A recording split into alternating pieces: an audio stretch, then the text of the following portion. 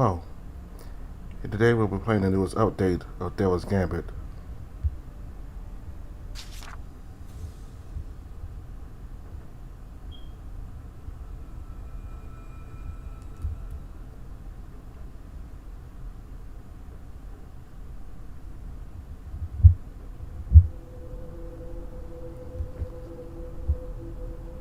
From the firmament thou descendest, O ever flowering wellspring, future sing I, the wolves were nigh, singing how to thee for our people hast thou chosen. Take root, make my flesh thine soil, with our seed shall we spread thy sapling, by our womb shall thy vision grow, our limbs are thy branches, our spines their trunk. Robust and unyielding, from thy gift take us, O I, and grant us vision twofold. Bless our seed and womb with children twice. With the strength of thy branches shall we fight, with the eternity of thy roots shall we stand. With thy wellsprings gifts shall we multiply. The moon, thy minor sibling, shineth for thee alone. Nature shall twist and bend, O I, for thy future ever bright.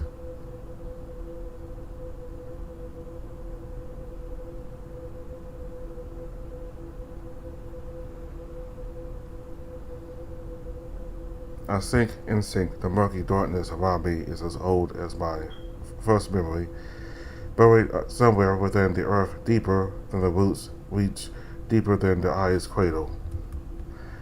I cannot find my fingers, nor my face or torso or eyes or legs. Wherever I move, all I feel is a sensation that is more like sand and water. And yet it waits for me. At the bottom of the ocean a glimmer awaits. It's not the light of the sun, nor is it a lighthouse's beacon. It's more likely won't guide me closer to the surface at all. Instead I reckon it'll take me into some other depth, and from there I'll keep going down and down, tight to the center of the earth. Into hell, a lion would say, and they'd probably be right. But even now, as I can't find any peace in myself, I must remember, this hell is one I must reclaim. Once I gave it to Ryan, so he endured its merciless flames in my place. Now, however, I move whatever my body is towards that accursed light. It blinds me, and for the first time in what feels like ages, I feel my heart hammering inside my chest, blood flowing through my veins and arteries, every hair on my body is standing on end. I'm alive.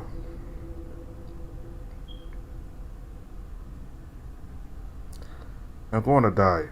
That's the one suddenly whipping through my body as my heart thrashes inside my chest. My lungs refuse to hold air. As soon as I breathe in, the panic, the horror, and all is happening around me pushes the air out. I can't think, I can't plan. My claws dig on the wall I've been pushed against, leaving searing, bloody gases. I search for a door that's not there. I try to dig through the surface, but I'm going to die. I'm Kagan. This is Kagan. This is me. It's a night in the Duke's mansion, in a room that would go on to haunt my dreams, with teary eyes and a mouth open in a silent scream. I look at them. They shamble towards me. Eyes upon eyes settle on my shaking figure. Purple tears seep from their eyes, branches grow from everything they touch, from the melting flesh they leave behind, sprouting their leaves marked by the dark god's name.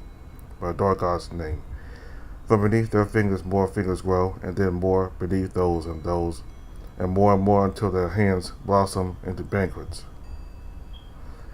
Little by little, it all comes back to me. Yes, I have been the first one to be abducted, and then came the other subjects, all wolves of different shapes and ages. We were separated across two rooms, supervised by the guards at all times. The only ones allowed to go in and out were the servants who bring us food and the doctors who inspect us while taking notes. Then we were exposed to it. Leopoldina brought it from the valley, a sample of the eye's essence. His doctors entered the room with syringes loaded with that purple essence. Although the other wolves were afraid, they cooperated. But me, I knew the danger. I knew what that was. They had to gag me so I'd stop screaming and had to bring the guards to help hold me still.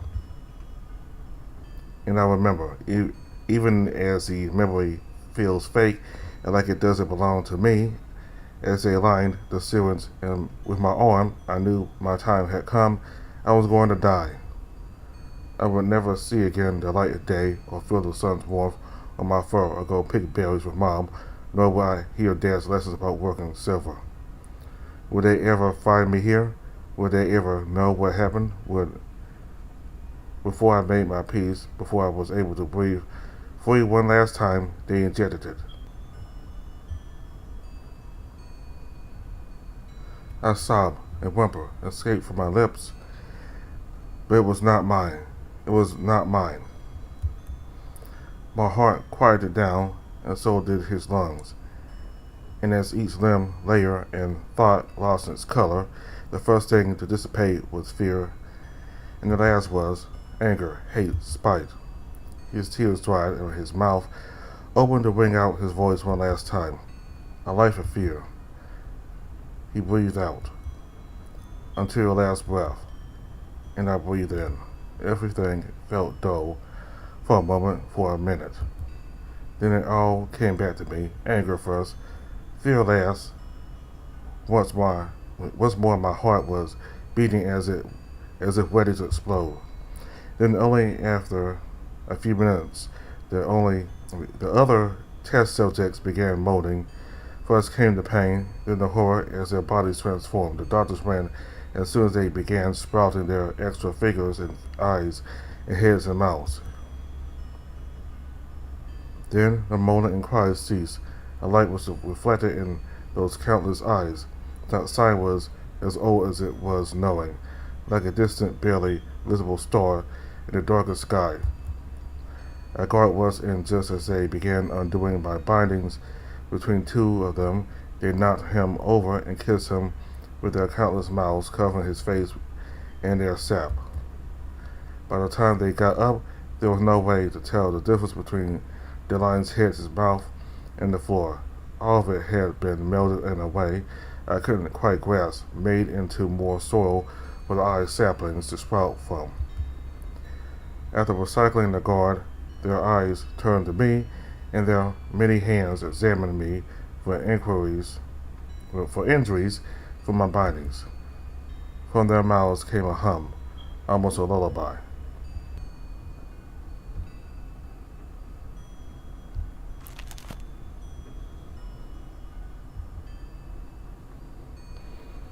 But I couldn't fight my own fear. I backed up against the wall, and I panicked, but not even that changed the gentleness they directed at me. They kept crying, moaning, but it was almost as if the pain was gone. The other wolves' bodies kept suffering, but the concept of pain had been erased from their minds, replaced with the knowing light. One of them stepped forward, and with clarity worthy of a demon when I gathered 2 drops of the cursed sap on 2 of its dozens of fingertips, and ever so slightly pressed them against my forehead. As it moved away, I knew on my forehead was the eye's true name, the 2 uneven circles that symbolized the triumph of new life sprouting from the old. They crowned me, for the knowledge that had erased their pain let them realize what it would take me years to understand. I had become a shaman, had been reborn as their god's avatar. Kakana was no more. I was the devil and I.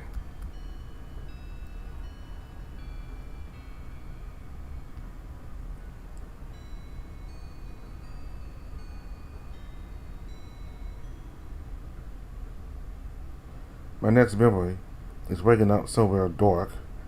The floor was cold, hard stone. I couldn't see the walls, but after feeling my way around the room in search of the door, I realized it was even smaller than the hideout at the church. And when I finally found the door, it was locked, and no amount of hitting it or throwing myself against it could change that. Panic overcame me. I called for help, but nobody answered. Once my voice became coarse and my shoulders and arms were sore from hitting the door, I fell to my knees. There, along with the fresh memory of the fate the other wolves suffered, I cried. I was scared I would succumb to the same horror. At any moment, I missed mom and dad, I missed teacher, I missed my friends. Why would nobody help? It was the same at the church when the lions took me away. Night had already fallen, but there were still wolves out. They saw the guards dragging me. No matter how much I kicked, screamed, I called their names. All they did was watch with wide eyes. They looked as we passed by them on the streets or from the windows, and then they'd avert their gaze and go on with their night as if nothing had happened.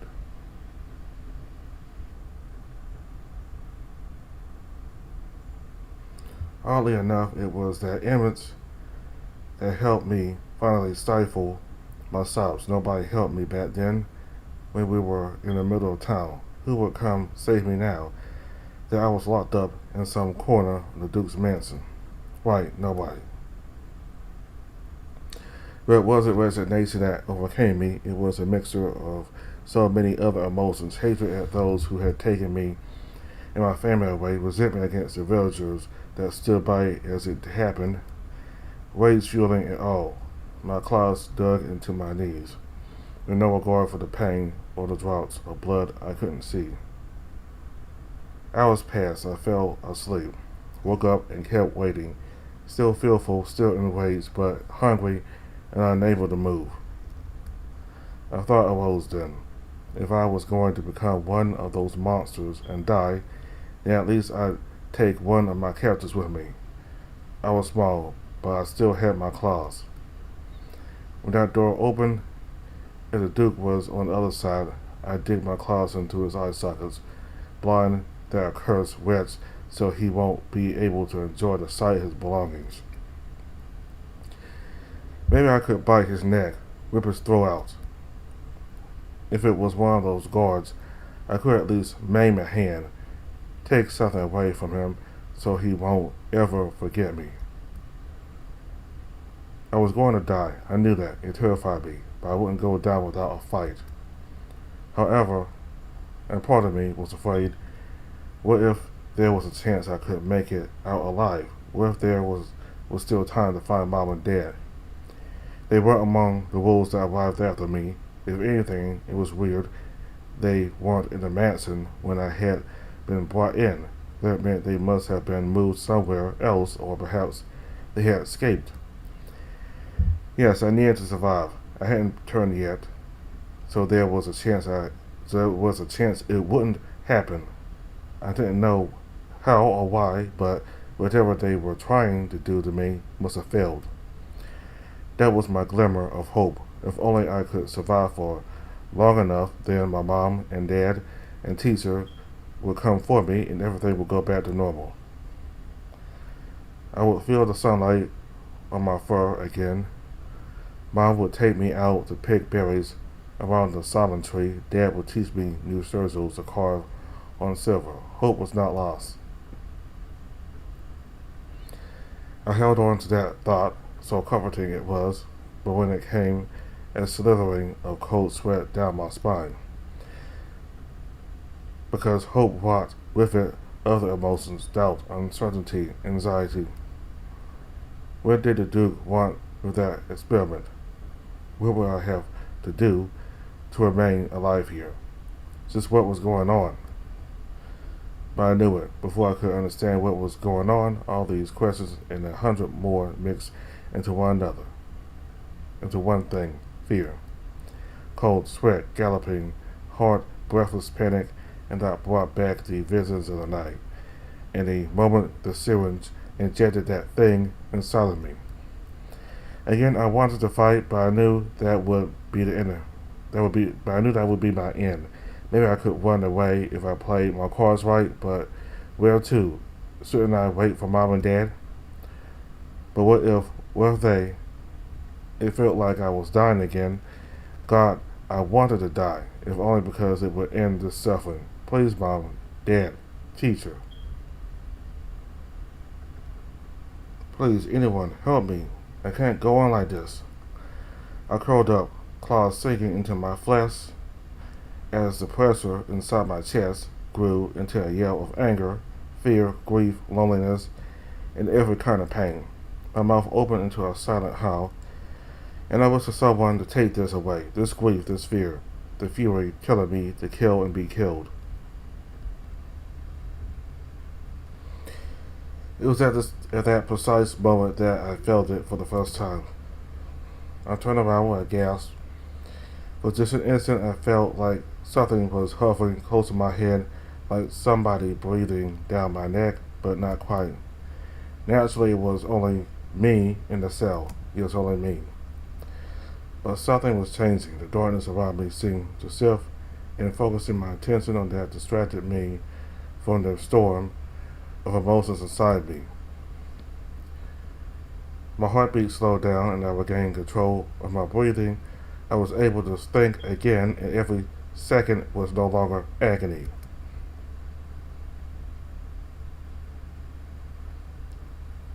I don't know how long it was until the footsteps came. Then the door unlocked, and finally light was allowed inside. It came from the dim torches hanging from the dungeon's corridor, but it still felt like a blessing after so long. A guard stepped in, and still keeping his distance, he looked at me from head to toe as I sat on the floor. I was surprised at how calm I felt then. It felt like I spent hours arguing with myself in the dark about whether I'd tear out the eyes of the first person that came through that door or not. But now that the moment had arrived, it was as if all that rage had never been there. As if it would be shoved away somewhere it could no longer reach me. After confirming I had the right amount of limbs, fingers, eyes, and everything else, a guard grabbed me by the arm and forced me to my feet. And then, out of the corner of my eye, I saw somebody who shouldn't have been there. At first I thought perhaps there had been a mirror in the room. I hadn't noticed in the darkness, but he looked just like me. But no, there was no such thing. Why would there be a mirror in a dungeon? How could I see him clearly in the dim light? It was as if he was untouchable by the pitch black around him, around us. That other person glared past me at the lion as he dragged me away. But he didn't abandon my vision. No, he stayed here. Sometimes right in front of me, sometimes out on the corner of my eye. The guard didn't notice him. Nobody noticed him. I thought I had gone mad, but the moment I truly observed him, I knew I was wrong, but he'd been there with me all along. When they touched my forehead and I trembled, that was the last I saw of the man in the dark place. But when I opened my eyes, I saw them. I hooked my legs before there was no space. His first two eyes were up against mine, and I saw my reflection in red as I saw my hands. Then my hands and my trees growing out of my fingers, the nuts growing from the branches. She had my fur. Okay, let's go here.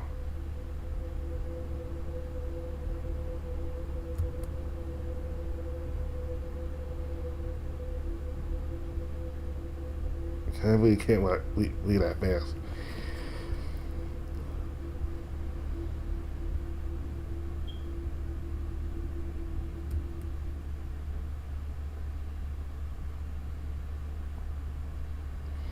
For the longest time, I thought Ryan had been born in the darkness of that dungeon cell, in that loneliness. Without realizing it, I had begun giving him everything I thought I was better off without. My resentment against the townspeople, my anger, the fear for my life, and the reality of our parents' death. With that last one, he also obtained part of my heart, and so he began taking shape.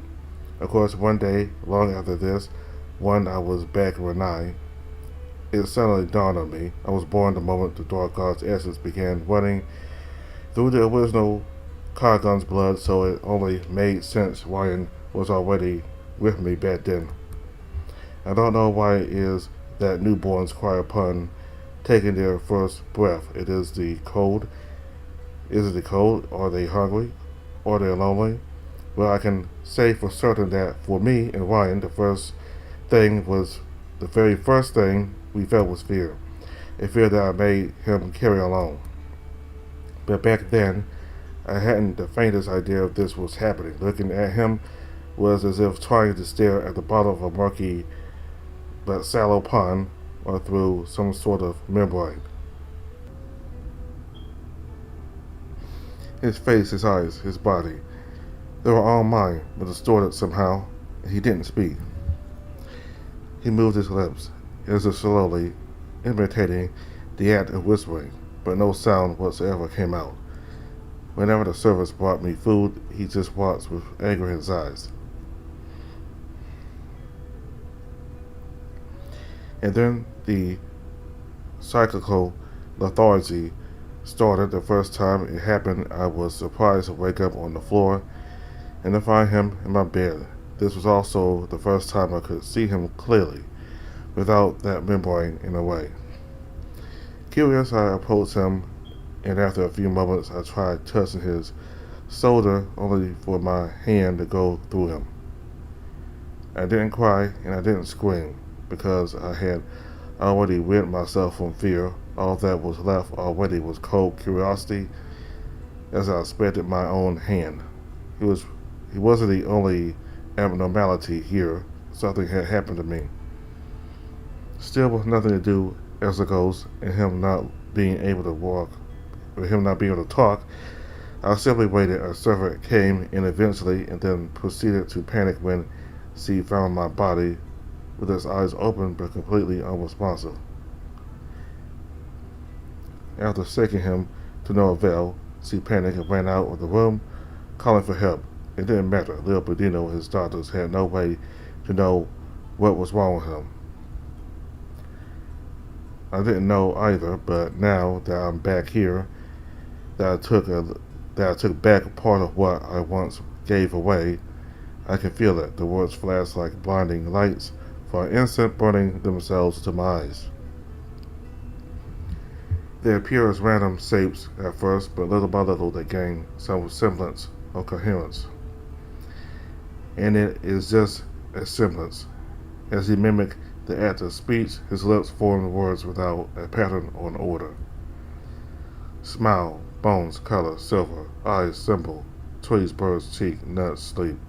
It was this in random, endless repetition. He was paralyzed, stuck between rage and fear. However, as soon as the Duke entered the room with his sweaty forehead and his last daughter in tow, the balance was broken. It didn't scare me to see Ryan scream, jump off the bed, blind with rage, and immediately try to claw out the doctor's eyes. I was just puzzled at what was happening. Right now, there'd be nothing left. I would make them into splatters, tear the flesh with the pincers that are my fangs. Eventually, the guards came to their aid, and after restraining him, the doctor applied a sedative. The next time our eyes opened, it was me back in control. I was famous, but as a result of what he had done, I was not to receive food until the next day. It was then that my biggest worry came to pass when we woke up the next day. He was in control again, but something had changed. He was looking at me, his lips moved, and ever so slightly words came out. The other one, the one that breathes, we see her face, the one above the surface.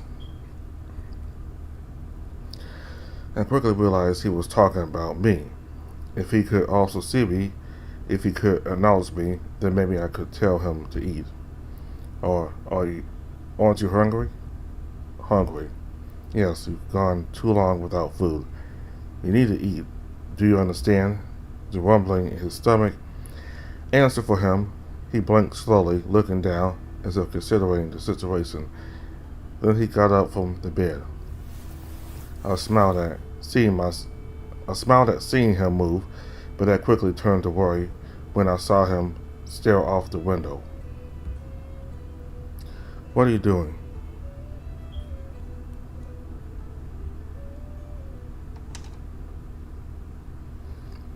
They Wordlessly, he opened the window, clumsily climbed the frame, and then tilted our body forward, letting himself fall from the second floor like a doll.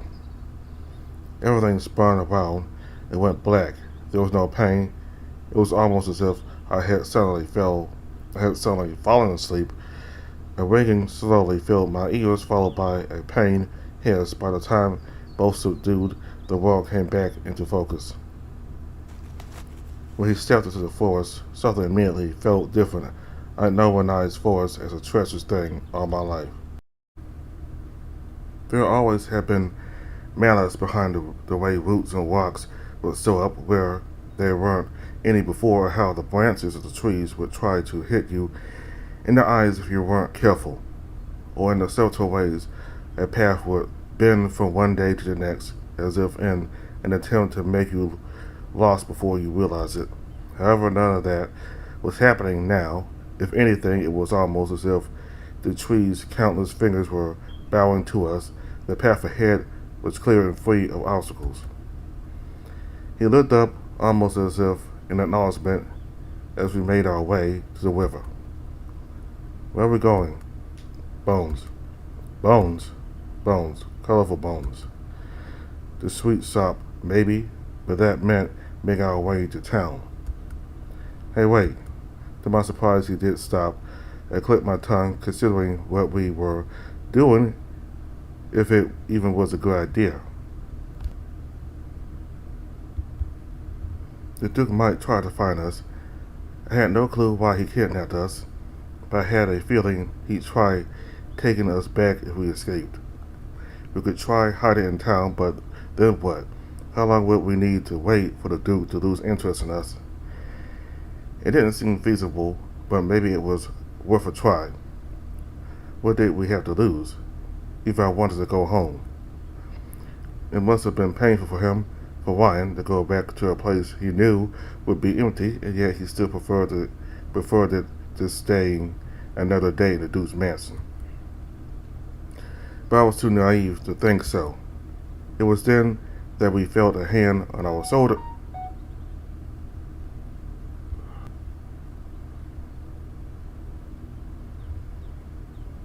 It was then that we felt a hand on our shoulder. Before either of us could react, we got turned around and met with a familiar face.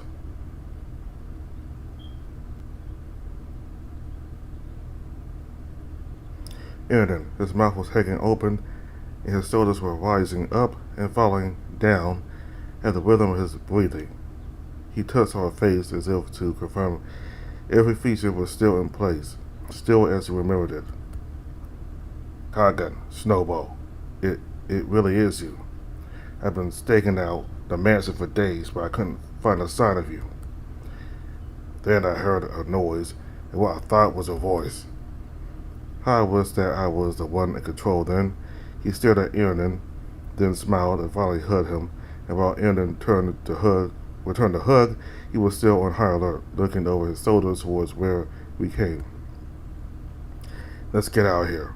I don't know how you escaped, but somebody else might have heard.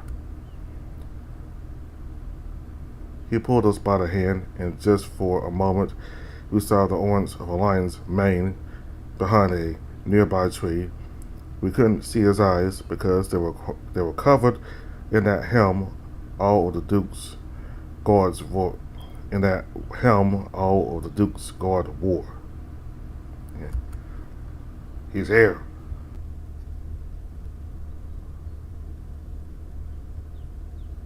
Shit, come on. Come where? Running now was useless. Even if we escaped, there was no place to hide for long to avoid the Duke's capture forever. It would only make everything worse for us, and for Aaron, it would be better if Teacher went off by himself. I felt the pain then, too dull to call it pain, too tiny to call it an inch.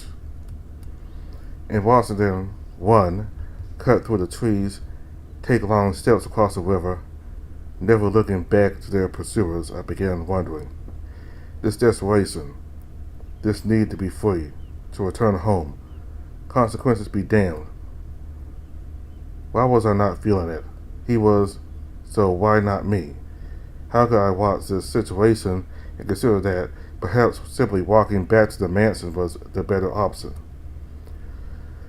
Those were my thoughts, but deep down I must have realized I wanted someone to save me, to take me away from the mutated wolves, from the dark cell, or the doctors. And now, watching Ryan run once again, I can feel it, our hearts thundering, the happiness that someone, anyone, had come for him, the hope of escaping even against all odds. But if fate intended to be so kind to us, we'd never have found ourselves in that situation to begin with. A guard approached us from our flank and tackled Aaron. We were flung into the grass. The guard tried to restrain Aaron while he was down, but the priest immediately reached for his dagger and swung at the lion's neck, who barely intercepted it a centimeter away from his mane. Come, quick! I didn't know what was happening anymore, but the other me didn't waste any time jumping to Aaron's defense. He lunged at the lion, kicking him in the shin, banging against his helmet, trying to claw out the eyes underneath. The lion hissed, unable to let go of the dagger that was now digging into his mane, not even to push us away. Before he could dig our claws into his eyes, a pair of large hands grabbed us from behind and pulled us away. Another one stood up to help restrain Aaron. He was forced to his knees with his hands behind his back. Sir, we got him. From the direction of the mansion, a group of 3 lions was approaching, 2 guards, a slender and tall noble, almost hiding behind him, the Duke. His eyes jumped from place to place, searching for us, and upon seeing us restrained by one of his men, he shook his head with a disappointed expression. To think you'd go as far as one our way. First you reject my hospitality, and now this. He gestured towards Aaron with disgust. These mutts are all so ungrateful, to think they have the chance to make history, and yet, Your Grace, what shall we do? The pups should lose a foot or two over this. Touch him and I'll fucking kill you, you. We flinched as one of the guards silenced Aaron with a hit from the blunt end of his spear. It felt as if time was slowing down. Even though I wasn't in control, I became aware of every sensation running through our body in that instant. The cold afternoon breeze brushing our fur, the blood pumping through our veins, the life force traveling through our nerves. An impulse, aggression, breaking through the fear, our gaze wandered off to Aaron's dagger, now lying on the grass a few meters away from him.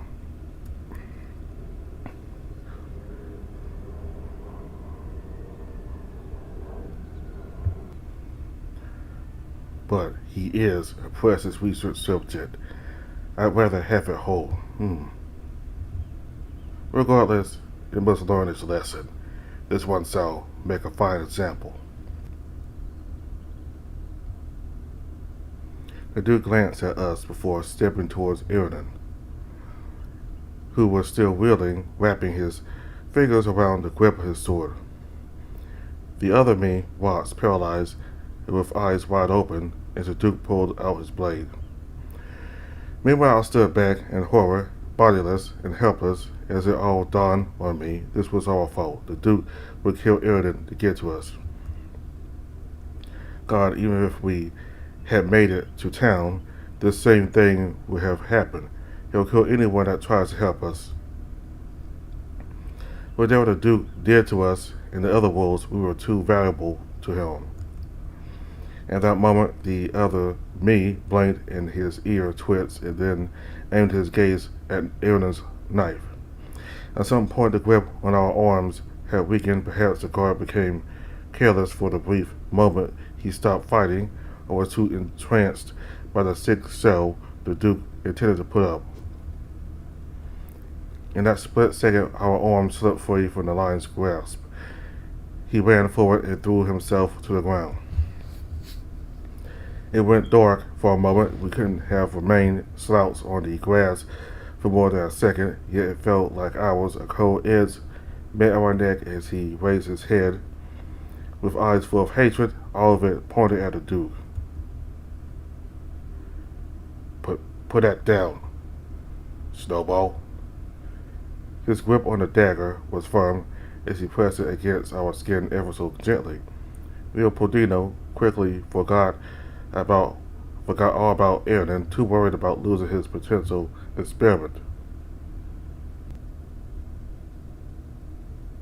Let him go. A guard tried to approach us, thinking this was a bluff, that he wouldn't go through with it. But I knew that if he took one more step, that would be it for us. We'd bleed out from a sliced throat, and there'd be nothing they could do to stop it. Leopoldino must have realized it. He saw our eyes, how steady was our hand. He glimpsed something worthy of fear. He screamed at the guard. That was the first time Ryan tasted another's horror. Stop. You've already fucked up enough. Step back now. Do you really value the mutt's life so much? He didn't answer the Duke's question, instead burning him with hatred. He wanted to save Aaron, yes, but part of him was capable of ending our lives if it meant striking back at Leopoldino's for everything he'd done. It was difficult for me at the time to understand why Ryan's gaze would make the Duke flinch every once in a while. However, even back then, he knew why. He saw the Duke for the sad man he was. Leopoldino couldn't comprehend that the child he kidnapped and made part of an experiment would feel anything but gratitude towards him. He thought he made us part of a greater purpose, that even if he failed, that it was courageous, honorable even, to be his sacrificial pawn. He couldn't stand one with power such as himself being treated with anything but adoration. So the wild hatred in our eyes made him flinch. If it left him confused, something about our gaze made it clear that to Leopoldino that there was no room for negotiations before someone who was not afraid of death. He was powerless. The lion's eyes were open wide and the inside of his ears red. His fingers stroked the handle of his sword with temptation. But in the end, he bit down his frustration, put it on a facade of calm. Very well. A life means nothing to me, but you still have value. Consider yourself lucky, mutt. Aaron, goddamn. Aaron said no more, but his eyes carried a promise that he would return for us, that help will come. We were not alone. Go, before I change my mind. After another second of holding our gaze, Aaron got up and ran. Leopoldino stepped forward, one hand outstretched. Give me that, now. Naturally, the coward didn't step close enough to take it. He kept his distance, waiting for the other me to drop it. We followed, however, was another impulse, an irrational, nonsensical impulse.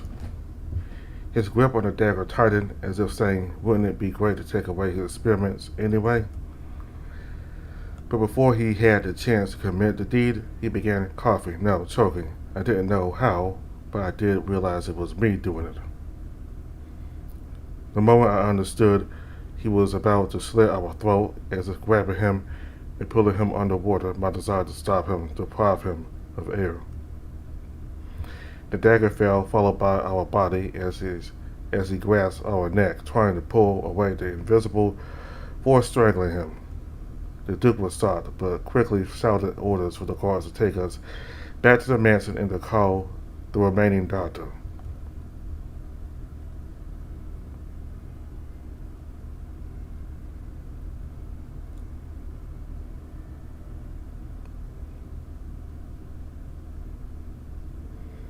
It wasn't long before that doctor left too.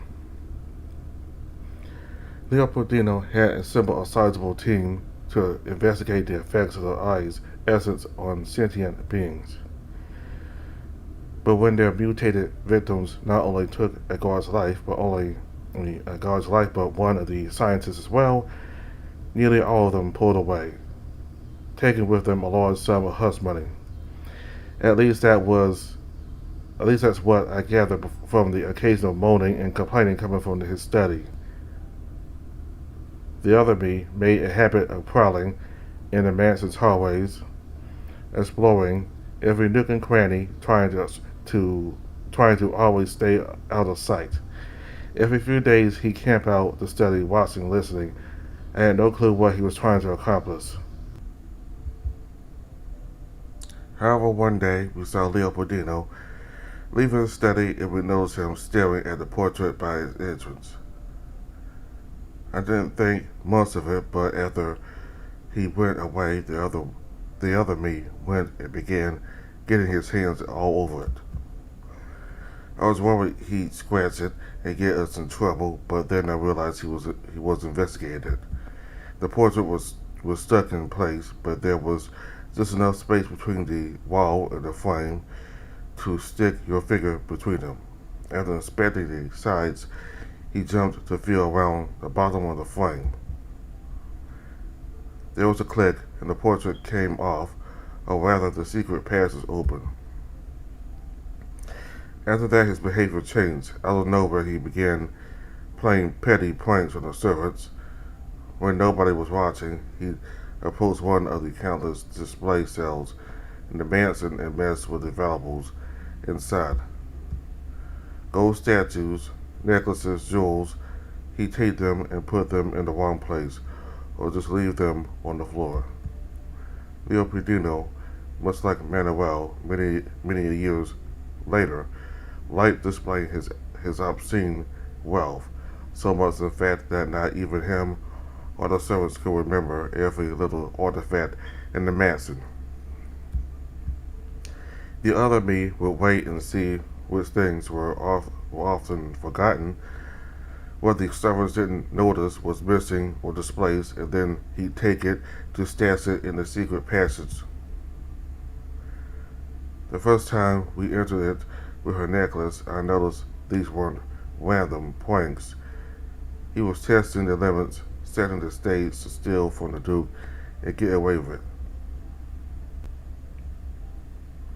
A few days before he could barely talk, his idea of getting food involved dropping us from the second floor window.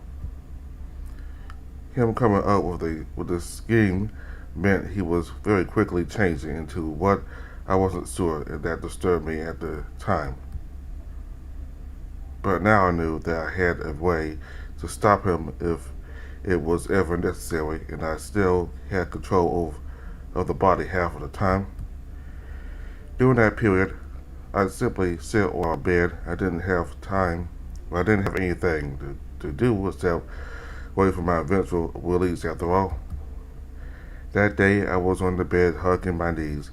The other me was sitting across me, legs crossed in silence. It was curious to look at myself like that. At times I forget whether I was in control of the body or not, and I pierced myself to confirm.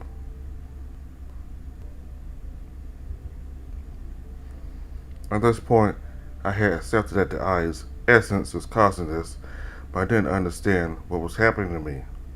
How much I wish I could have spoken to Erden. He would have explained it to me. Then again, I would not have had the courage to grab that knife and hold it to my throat, so the other me being in control might have been for the best. Why did I feel strange? I hadn't thought about it until then, but all of a sudden, starting the moment I first saw him in that cell, I had stopped crying. I didn't miss mom and dad anymore. I no longer had any doubt that they were alive. Perhaps part of me was so relaxed because I was expecting them to show up and rescue me at any moment. But it wasn't in the sight but it wasn't in a excited or even restless kind of way. No, it was patient, cold. My own body felt like a stranger, as if everything was happening around me.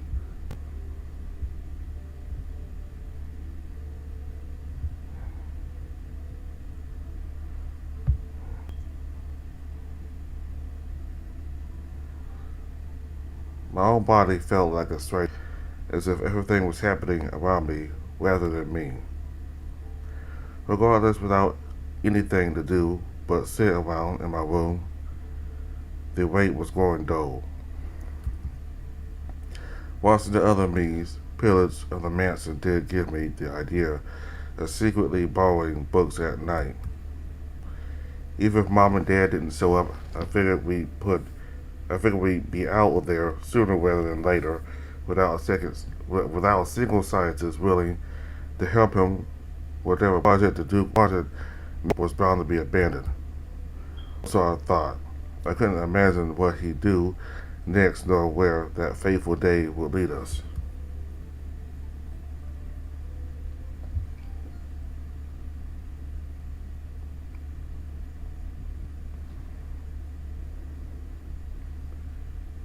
It's me. Standing in the doorway is me, with the Tin Man. But he's different because he breathes. Where I come from, there's no breathing, only dark and warm to fill your lungs. The face is mine, the terror in his eyes is mine. The streaks under his eyes are mine, but then I did not see them anymore.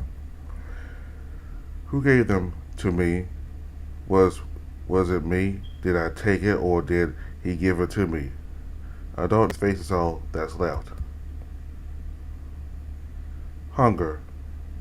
Where I come from, there's no hunger. Love fills the stomach. Home is where the love is. Her smile is lost. He will never save the silver again, but home's still there. Even if I am alone, even if I am with the me who's not me. Is he Kargan? I am Kargan. I took the knife. That's what Kargan will do.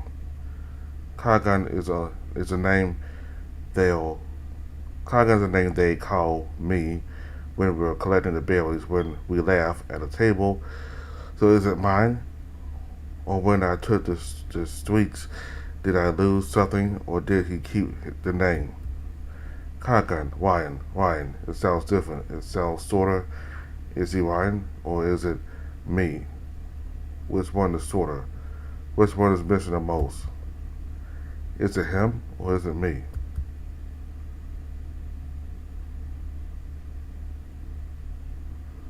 But our freedom didn't arrive. It wouldn't do so for 2 more years because Leopoldino found a replacement. It was the other me that saw them arrive, a man and a boy of some species we had never encountered before, Aragon and Hector. From the way Aragon carried himself, it wasn't difficult to intuit that he was there for. But Hector, the way he skitishly looked around, how just looking at the guard welcoming them had him at the verge of tears, how he watched his body back and forth as he sat on the steps in the entrance hall. I had no idea what he was doing here.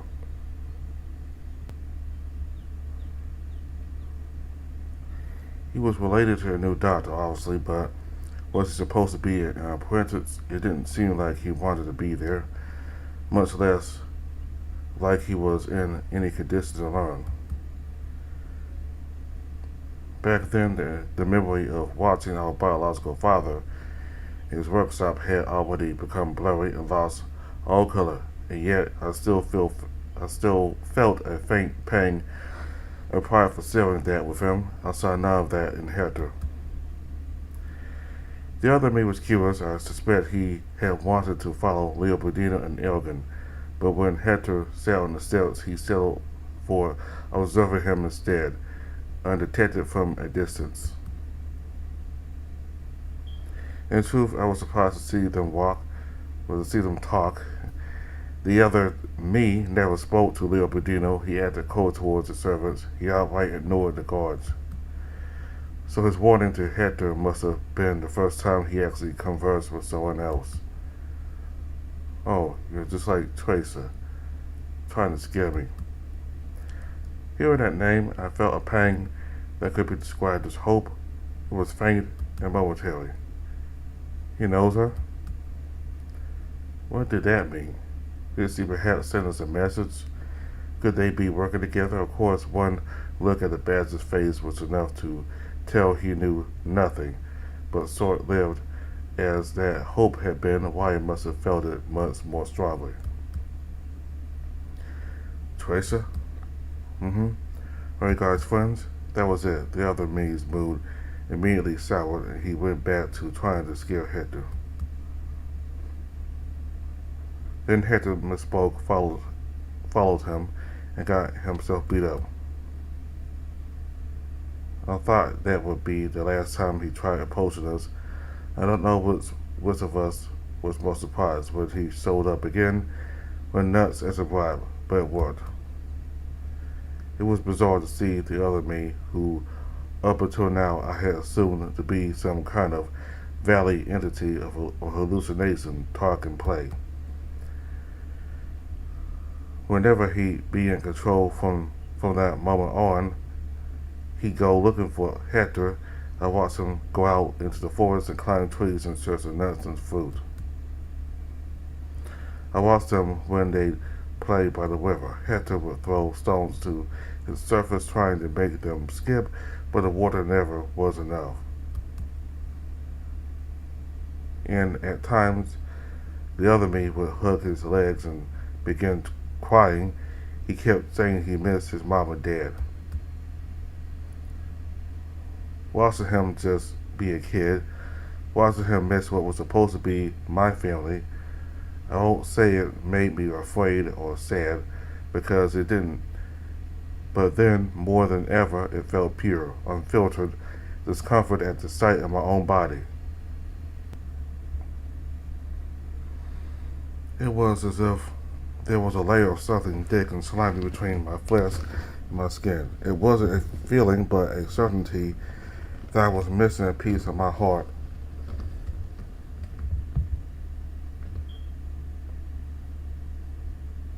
I'm cocking. I throw pebbles at the Duke's window because I have come to realize that the giant of glass and stone is part of his body. I make trinkets disappear because I come to realize I can make better use of what he does not need. I play with Hector, but I don't know why. In the beginning, everything was a calm, dark pond. I rested in its depths, not noticing the world around me. Then I felt it. I cried and saw him with my face glancing from the place where people breathed. He called for me, but he called for me before I ever had a will of my own. I was invited to rise. First he cast out his tears, second his shivers, third the moments where he clenched his teeth or fists. I did not realize I took them, but I did, and they brought me to the surface. Ever since I could also breathe sometimes, but I can tell this is not where I belong. Or is it? Because I am Kagan and I have many memories from here. Why did I wake up in the pond? For what purpose was I brought up? I think it has to do with the one with my face, but he doesn't speak to me often. It looks to me like he has no clue himself anyway. He also gave me a third eye, one that most people have, but no one can see. Thanks to that, I know we see things differently, not only because what I have, he does not, but because I can tell from expressing how he never reacts, but instead ponders and begins playing with little pieces to see how they'll react to what we say, to what he says next before he says it. I don't understand how he moves the pieces around, but they sell the way to the future we want.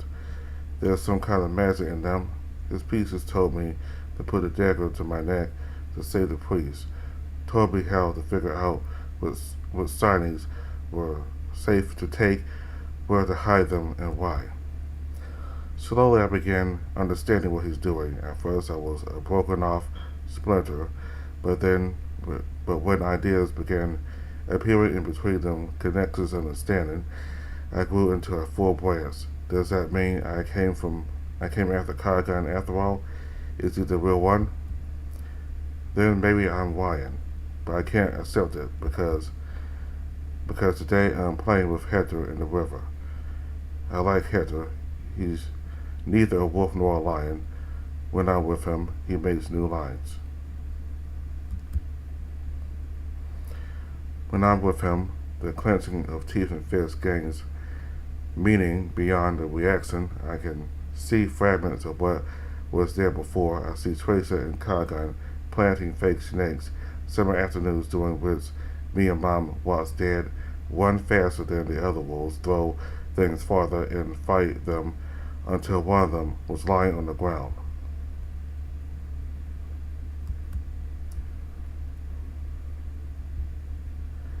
It all ended up being a bittersweet fruit. I am made of grief, fear, and rage, and remembering too much makes the tears sing. It hurts too much, so I can only taste memories in small bites. So my favorite part still was doing new things with Hector. But today, as each stone Hector throws into the river sinks, tears wash over me. I'm crying, leaning against a tree. Hector sees me and comes running at me. Cargan, what's wrong? I don't know. The words come out of my mouth on their own. Mom. Where are you, Mom? Hector looks sad, holding his hand close to his chest. I can't stop crying. I'm so alone. Where's the priest? He said he'd come back. He'd take me back. I want to go back now. The incoming storm is interrupted by Hector sitting down next to me. He makes no other attempt at approaching me as he seeks for a memory, or perhaps for words, on the stones lining the riverbed. My vision's blurry with tears, but his expression is clear. It always was. Then, apparently having given up, he just hugs me. I hug back. The tears spill onto his neck and shoulder. He was never that good with words, but it didn't matter most of the time, because his expression said everything. The waves do recede.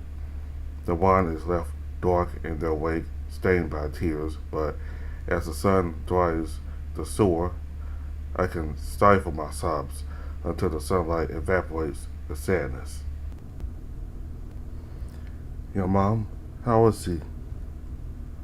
Hector's words are sigh. I wish they weren't, but I could hear them clearly. Why do you care? I never have, Mom. Why not?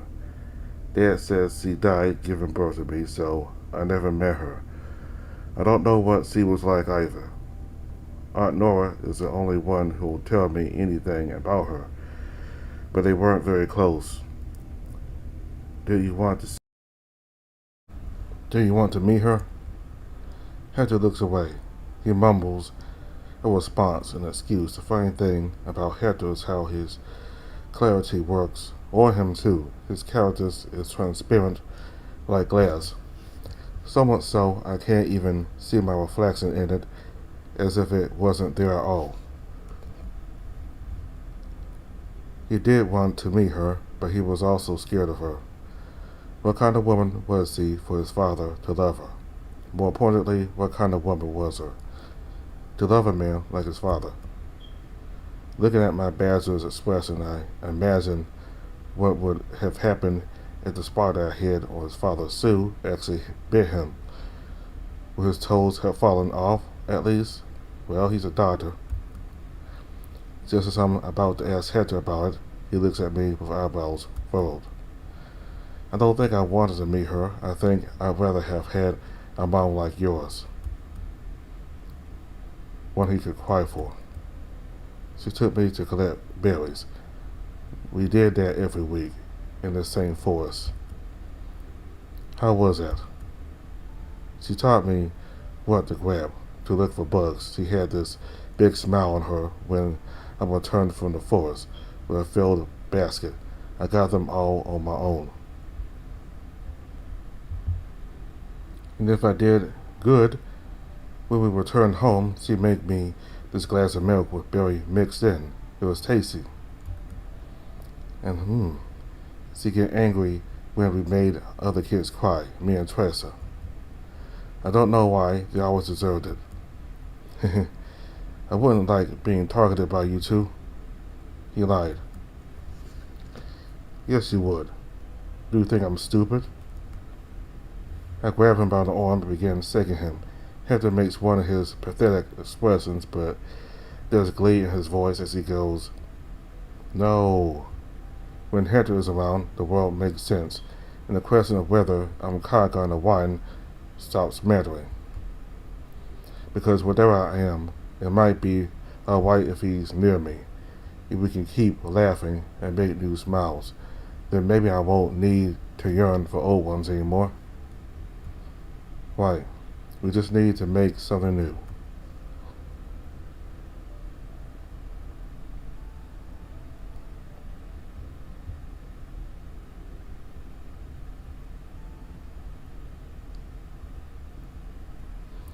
Hector and Aragon departed after a little more than a month. I had hoped that, failing to reach results, Leopoldino's patience finally reached its limit and that he'd let us go. However, my prayers will once again go unanswered.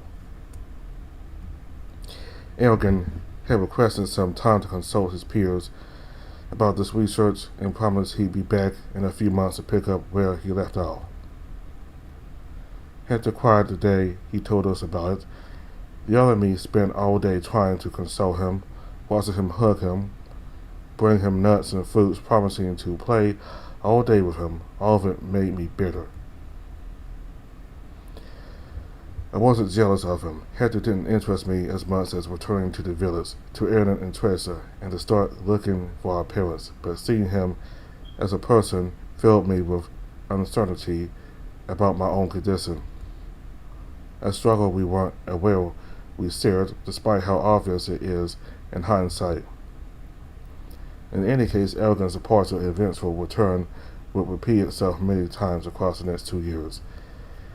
The other me and Hector continued getting closer, up to the point Hector even wanted to hang out with me, mistaking me for him. I don't know what made me reluctant at first.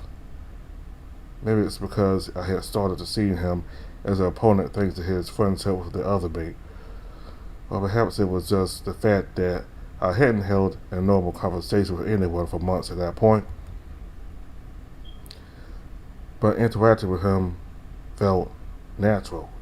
I had my own sneaky ways to be mischievous, which seemed to charm him, and reading together was fun.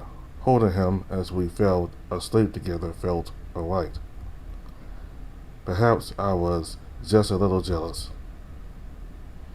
As for Aragon, the nicest thing about him was that he wasn't as bad as the other doctors. He never made a strip or took strange measurements. The worst thing he did was feed us elixirs that tasted like mud and that would occasionally make us sick in the stomach. He still was experimenting on us while using Hector to procure our cooperation. But out of the two of us, I suppose I'm the one that holds that against him the least.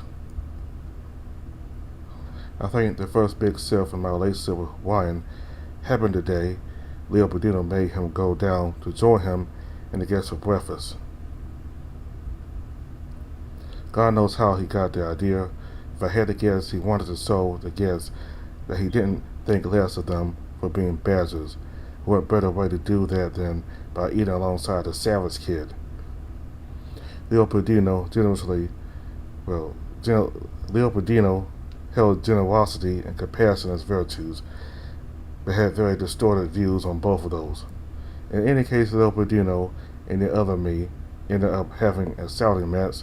Then out of nowhere, there was a subtle change in our expression. The lion recognized it immediately, and it froze him on the spot. It was the same rage the other me had felt upon seeing that guard attack Erden, and that drove him to suicidal spite while holding that knife to our necks. It's hard to say what feeling the scene gave rise to in me, but all I felt was a dull pain. However, it was strong enough to bother me, to make me think about Leopoldino's hurt pride over and over. One of the nights Hector wasn't around, I lay in bed with my eyes open, repeating that scene until I finally reached the natural conclusion. I wanted that power. The Duke had put me through so much, hurt me in so many ways. I also wanted to get back at him, but I couldn't do it. Not in any way that mattered, except the other me had figured out how. I also wanted to make him flinch in terror. A fervor began filling my body then, running inside my veins. The other me, it was because of him, wasn't it? At that point, I was sure he must have been some sort of valley creature. When I had begun acting like a wolf, or even worse, to imitate me, as if to replace me, he grieved my parents, fought the Duke and his doctors with tooth and nail in my place. Somehow he had taken parts of my heart. Believing Erden had been manipulation on his part. If I had my missing parts, surely I would have done the same back then. That's why he stole them. He wanted to make me feel like I needed him. That had to be it. That, as always, I saw him out of the corner of my eye. I got up from the bed and faced the other me, when he realized that not only that I was looking at him, but the ways of my eyes he seemed surprised. I didn't care to understand why, even though I saw that emotion that I hadn't felt in such a long time overcame my senses and possessed me. I was so sick of that Manson. When would anyone come help? Why did I feel so strange? All of a sudden, the rage I had inadvertently accumulated for the last year and a half crashed down on me. You. What did you do to me? He didn't respond, shrinking away from me. No matter where he went, he could never escape from my eyes. Why can't you cry when you can't? You took something from me, didn't you?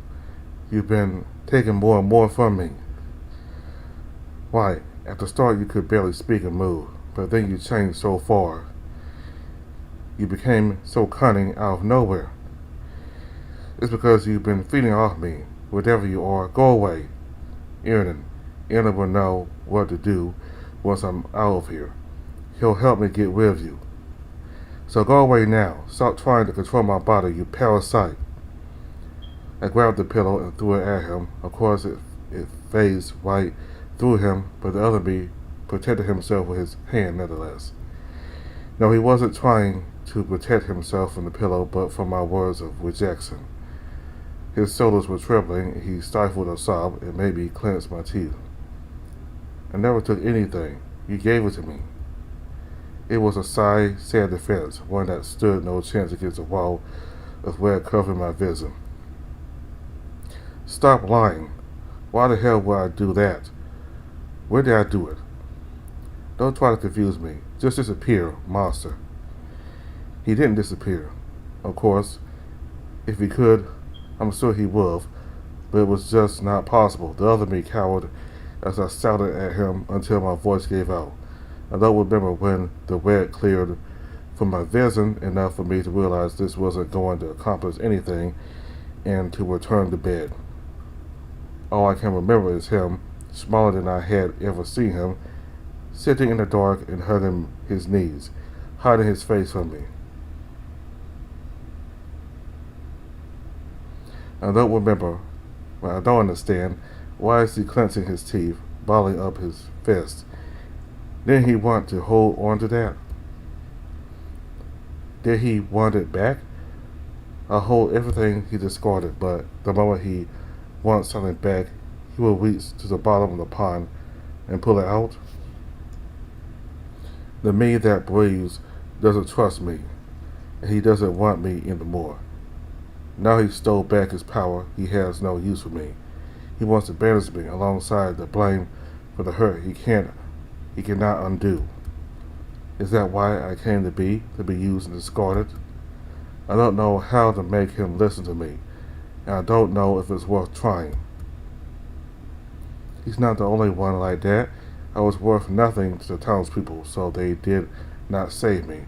All the Duke and Doctor care about is the illness. Hector is the only one who sees me. Everyone else has either left me behind or leave me behind. Will Hector too? I don't know. I can't know. Hector is the only one who sees me. Everyone else has either left me behind or will leave me behind. Will Hector too? I don't know. I can't know. There's nowhere to go. Wherever I look, I see dead ends. All I can do is hold my breath until I drown. Hector offers me a hand. He promises he'll take me to the world of the breathing too, but for how long? Will his fingers pull back the moment mine approach him? The me that breathes doesn't want me and doesn't trust me. When I stare into the forest for too long, trying to immerse myself in the little happiness that was left over, in the pain he gave me, I feel his fingers choking the air out of me. He doesn't want me running away. When I stare into my reflection in the river, he fears I will drown myself, and so he takes the air away, hoping to dissuade me from going forward. But lately I've been thinking maybe I should. I carry his burdens, I'm blamed for them, and I'm denied what little comfort I had been afforded. Hector's voice is the only reason I don't. His voice is sweet as honey as he asks me what's wrong. His big pleading eyes shine with a compassion nobody has extended to me since the priest. My doubts grow and recede like the water on the shore, but still always beckoning me to return to the depths. Hector's arms pull me back when I wake up cuddling up to him, when we go out into the night and embrace by the river, but when he's not around it, creeps back in. I can't help to wonder when it'll be that he won't be there to hold me any longer.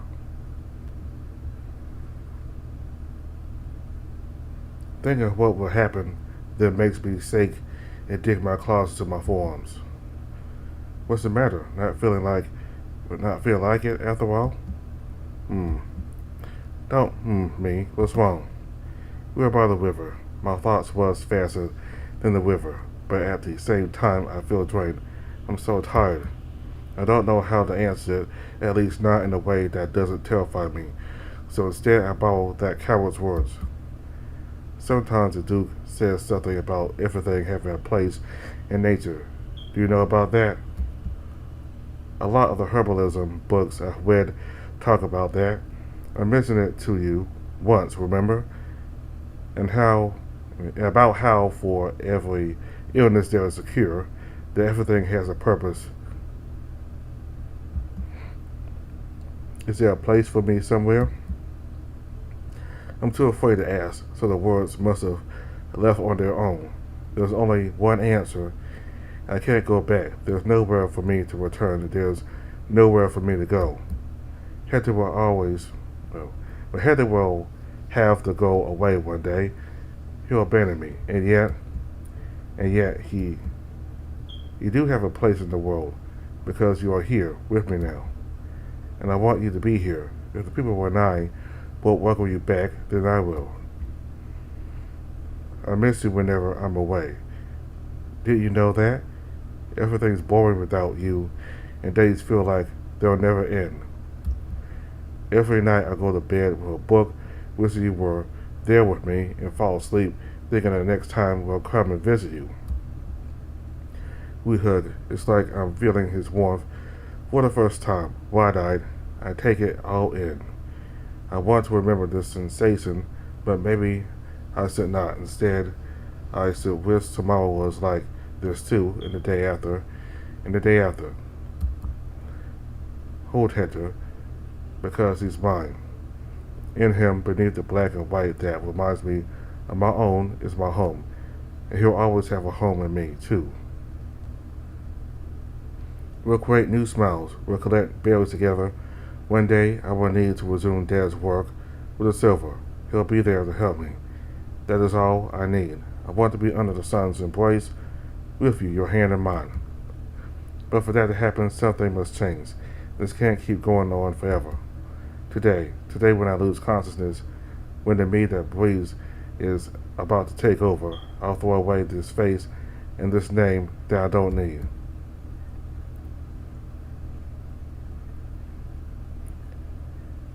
I always wondered what the ocean was like, what it would feel like to lie face up on the water, the sun hitting my face, the wind caressing my fur, and the gentle waves walking me back and forth.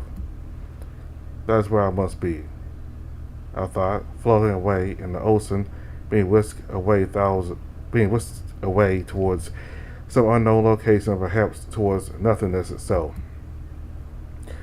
The thought didn't bother me in the slightest. Perhaps I'd wind up back in Renai at long last, and if not, who knows, anywhere was better than the mansion. And perhaps staying far away from the valley, somewhere the eye's influence didn't reach, was exactly what I needed to regain control over my body. No more something else stealing parts of me, trying to replace me, mocking me by acting the way I should. So I closed my eyes and let the waves take me. A breeze blew between my ears then. The sea went perfectly still for a moment, and then it rumbled. It wasn't as if a storm was approaching. No, there was a deep rumble, as if it was coming from the depths of the earth. Ripples formed around me, moving outwards. Then the waters parted, as if the ocean was trying to swallow me. But that wasn't it. Rather, a force was splitting the ocean open, trying to reach me, wrapping itself around me, before pulling me into the depths.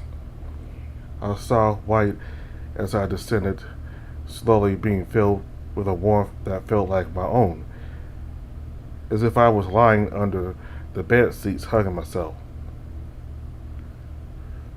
The world slowed down as I reached the bottom. The water surrounded me and became clearer. I saw my own face in front of me, but I knew immediately this was no reflection. It was him. Where is this? A dream. Why, he had just lost consciousness because of the cyclical lethargy, so it must have been as he said. Only one can breathe at a time, but the other will inevitably drag him down. We keep splashing, drowning each other, but why? I know why. Where is this cyclical lethargy? Why we lost control? Because you're trying to take over my body. Didn't I tell you to disappear?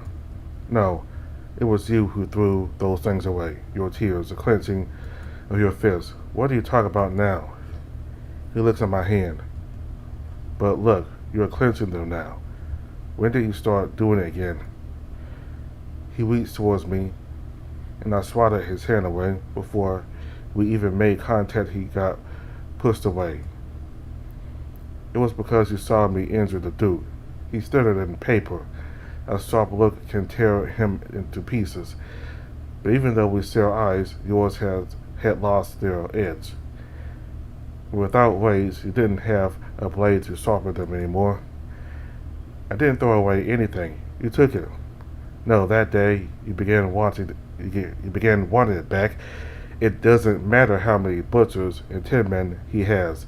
Those can't protect him from just a glare. I gritted my teeth, wishing this being, this mockery of me, would just disappear, but slowly the meaning of his words was starting to drown on me. The next time I pushed his hand away, I felt something rise above the waves for an instant, but it disappeared just as quickly as it came. The other me, the other me flinched, but quickly stilled his resolve and continued. So you took your ways, the knife to kill the Duke with, back, except you tried turning that blade against me. But I know everything. I know because you made me like this. You'd never return to the village, not really. Your heart wouldn't be in it.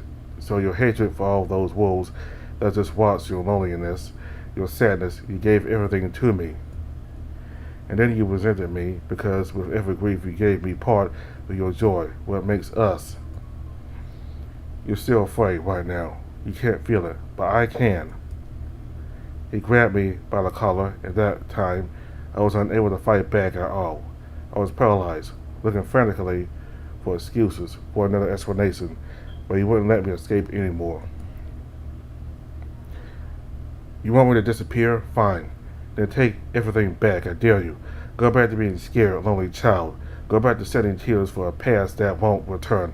Come on, do it. I grabbed his arm as if to challenge him. For an instant, I considered giving in to his provocations, but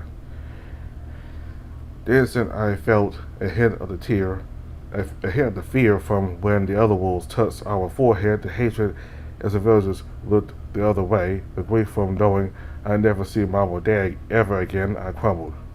I couldn't do it. My chest tightened in a way I hadn't felt in those 2 long years, and it was an emotion I rejected because deep down I knew it would destroy me. Even now, it was him who shook from fear, and it was in his eyes that my tears disappeared. The other me lowered his gaze and let go of me. Is this why I'd given up on escaping? Why every time I try to remember Mom and Dad, it feels so dull, so blurry? Are you saying that's my doing? You already know the answer, as do I. Because unlike me, his memories were colorful and vivid. For where he grabbed me, a warmth spread and began painting on the canvas of my mind. Sunlight embraced the day that taught me how to use the bow. The happiness I managed to hunt my first prey, the pride in his eyes.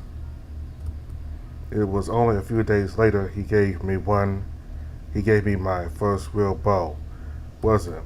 If I could have gotten rid of the other me, just eliminate him without needing to take back any of the pain, then this also would have faded away for good.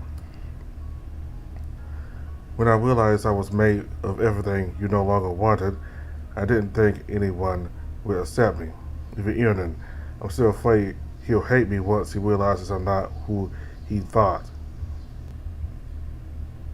He may react like you did, treating me like a monster, trying to get rid of me. But then Hector, he's so funny. I don't know why, but he likes me. I want us to always be there for each other, so I can't disappear. But you and I, we aren't the same. We were similar, yet distinct, 2 branches of the same tree, growing, not yet interlocked. Since you saved me, I guess you're the real Kagagun. That's fine by me. If you want people to call you by that name, then keep it. If you want this face, then I will find my own. You only think that because of me. I knew that now.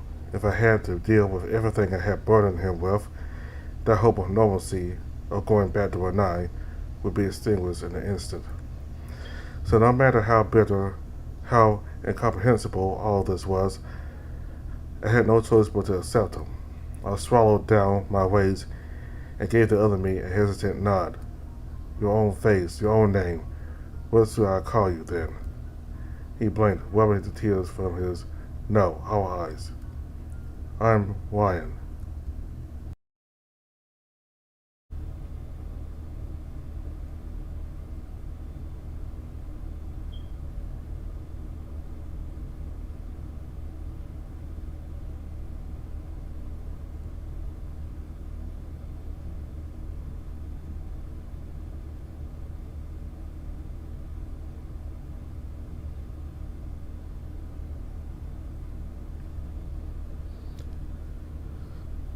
Alright, so that was the news update for Devil's Gambit. We got to learn about Juan's backstory and how he came to be. So, all the wolves that were tested on by the Duke, all of them had purple syringes injected into them, and the syringes must have came from the valley, because that's how Juan came to be. Because these dead wolves essentially appointed Ryan. Well, basically what happens at this, I think they appointed Kagan as the avatar for the god, and he's the new devil for Renai. Now, I don't know if there's ever been a devil before, but maybe he's the first one now, but he's the devil Renai, so maybe these wolves was doing this. We're taking their instructions from the god, I guess, or maybe something else. Maybe they were, I don't know. Maybe they were like these spirits that took over these wolves, I guess. I don't know, but the purple servants had something to do with it. It came from the valley where the Duke and his men have been going, and that's where Ryan came from. And Ryan was, I guess you could say, implanted into Kagan, and so Kagan could be the new devil Renai. And over time, Ryan, who started off without any, kind of like, I guess you could say, like a blank slate, and over time as he got to know, well, not know, but over time as he got to be around Kagan, he developed more of Kagan's personality and views on stuff, like his hatred for the Duke, and as well as him feeling abandoned by his people, the tribe's people, the wolves, because nobody would take him in after his parents went missing. So the hate and the hurt that Kagan had, Ryan took all that in, and he began having hate and rage and being hurt as well, to the point where I think it was he or Kagan, but I think it was Ryan who put a knife to their neck and basically threatened the Duke to kill themselves if the Duke didn't let Aaron go. So the Duke saw a whole lot of value in Kagan, so he decided to let Aaron go. And the Duke took Kagan back to the mansion. So we got to see a younger Aaron, a middle-aged Aaron. We got to see Leo Pedino, a spy from now, who is Manuelino's father, and Manuelino is just as bad as his father was. He's the exact same. So I'm sure his father will be quite proud of him tonight. I can't speak, but anyway, I know Manuelino will be quite proud of his son, Leo Pedino, and what he's doing right now. He's doing the same stuff his father did. He's following the same footsteps. The way with him going to the valley and the way he treats the wolves. So Aaron ended up taking Kagan in eventually, and he was the only person that Kagan looked up to because he was the only one who would take him in. We don't see that in this part yet, but if we read the story, you know that Eren took Kagan in. And and being abandoned by the wolves, and now them meeting Hector for the first time, they worry. I think Ryan worries, will Hector abandon him as well, like all the wolves did? And of course, we know that Hector ends up leaving for about a decade. So that was like the last straw, the icing on the cake, I guess you could say, for both Ryan and Kagan, because they were already hurt with the wolves abandoning them, and now Hector. So, and plus Hector promising them that he would always be there, and it turns out he didn't. So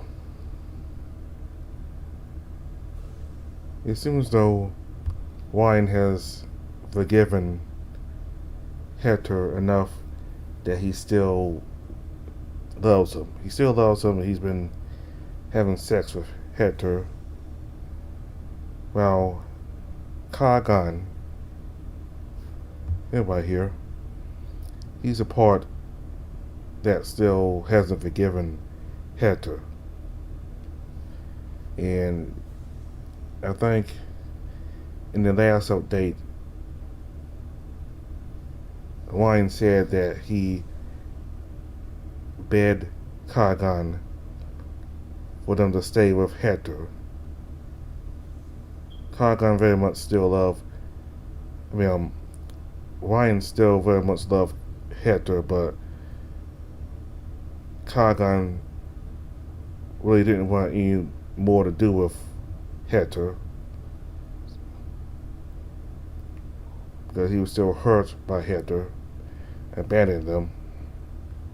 So, yeah, we got to see some backstory into both Ryan and Kagan too. So, that's the latest update of the Devil's Gambit. Thank you all very much for watching. Goodbye.